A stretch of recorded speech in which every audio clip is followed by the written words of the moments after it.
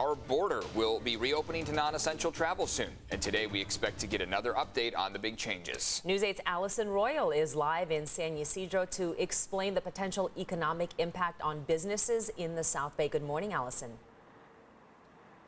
Hey, good morning, Stella and Eric. That's exactly what's happening. So non-essential travel will be allowed starting on November 8th for travelers that can show proof of full COVID-19 vaccination. Now that applies to people who are coming in from both Mexico right over here or people who are coming up north from Canada.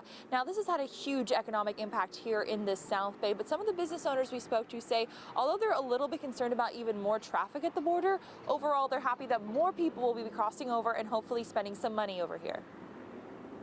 It's still not back to normal. We're hoping in the next few months, hopefully we'll get back to normal, but it's been challenging so far. So that was Melanie Alvarado for Fishmar Pescaderia y Algo Más in San Ysidro. She said business levels are still not back to what they were before the pandemic hit. But it's not just customers. Many of her employees also come from Baja California.